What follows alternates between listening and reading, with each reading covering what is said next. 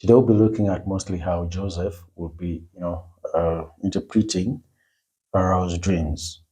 After years in prison, Joseph was finally restored as his circumstances are dramatically reversed. Prior to this, he had spent quite some time unjustly jailed. He'd been forgotten even by those that he had actually helped. A common story for many out there. Pharaoh, king of Egypt, experienced two troubling and prophetic dreams. The first, in the very first dream, he saw seven beautiful, healthy cows come up out of the river Nile to feed on the grass. Then seven famished, emaciated cows came up after them and boom, devoured them. The second dream is sort of similar. Pharaoh instead he says seven good ears of grain growing on a single stalk. The seven thin, wasted looking ears grow up after them and somehow swallow up the healthy ears of grain. Now, ancient Egyptians placed great emphasis on dreams, and these were specifically vivid as they shook the Pharaoh. So the king called up his wise men and his magicians. These men were educated in various disciplines. Some would have been priests, some would have been shamans of the Egyptian region, uh, and several categories of, in quotes, educated men. Despite all their efforts, none could tell him what the dreams meant. This was kind of strange since they could have tried at least to give a false answer. Many would have thought that better than telling Pharaoh, we don't know, you'd rather at least lie to him. Yet, God's provision meant that they can't even invent a very good explanation or even a very good life about it.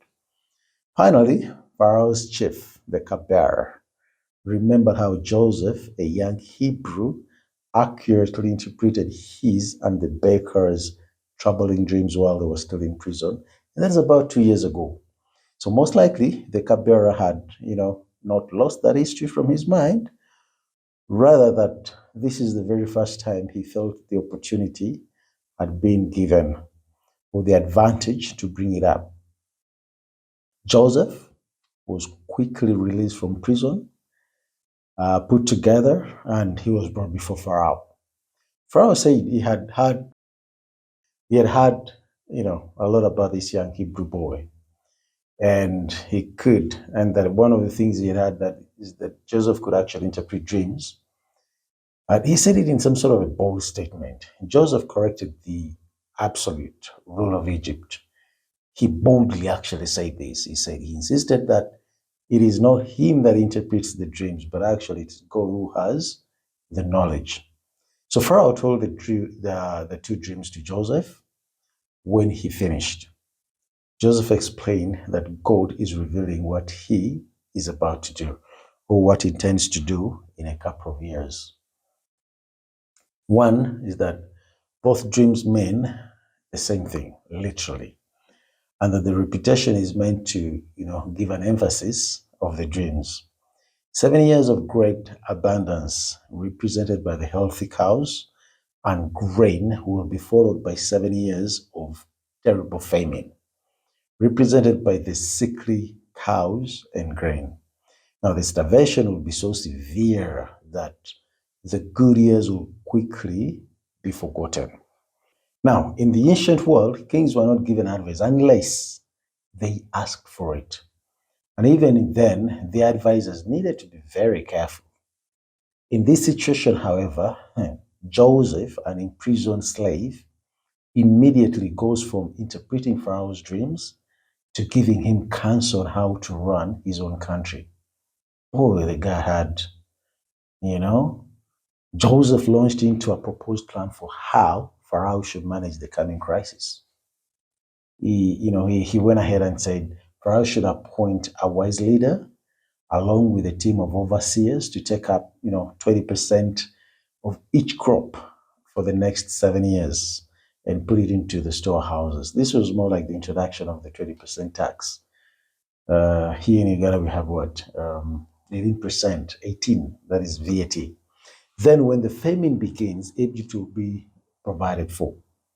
Rather than being offended at Joseph's nerve, Pharaoh was very pleased with Joseph's interpretation of his dreams, but also he was pleased with his own, proposal for managing their predictions. After a quick conference with his advisors, Pharaoh decided that Joseph should be appointed to prepare for and manage the coming crisis. Why? Pharaoh was convinced that God's spirit was in Joseph, making him the wisest man in Egypt. Interesting, right?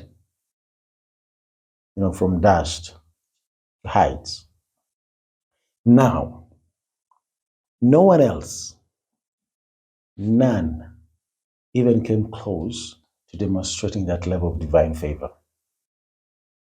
Pharaoh gave breathtaking power to this Hebrew slave who's just been released from prison.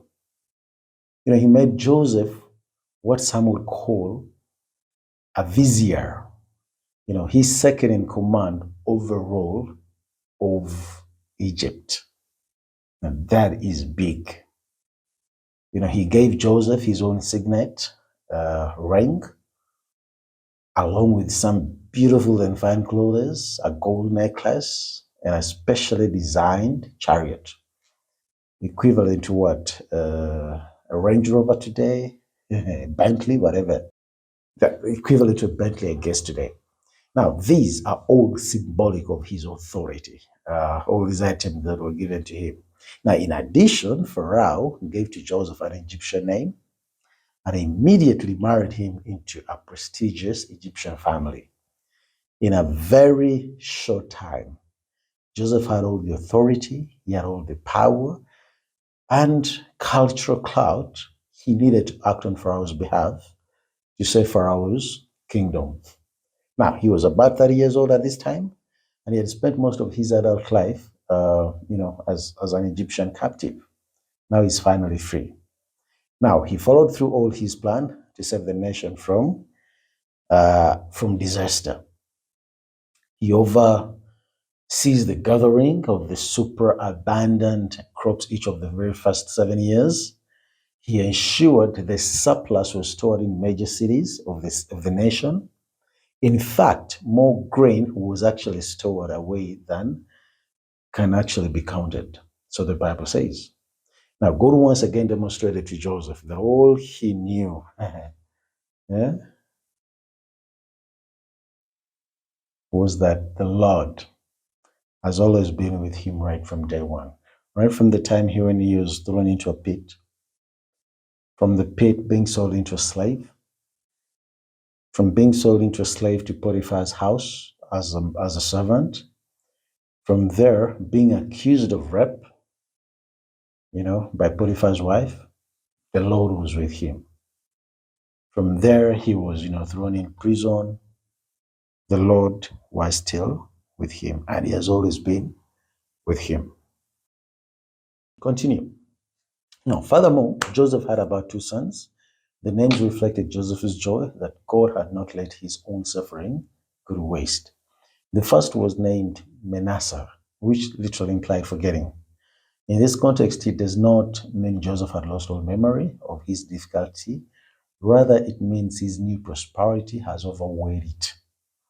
The second boy's name was called Ephraim. It sort of reflects how God has sort of given Joseph prosperity even in the land where he's technically still a slave.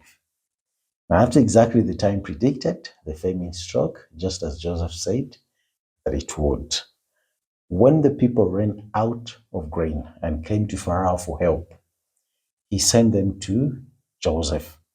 What happened next followed the same pattern, seen elsewhere in Joseph's life. He drastically improved the fortunes of his masters.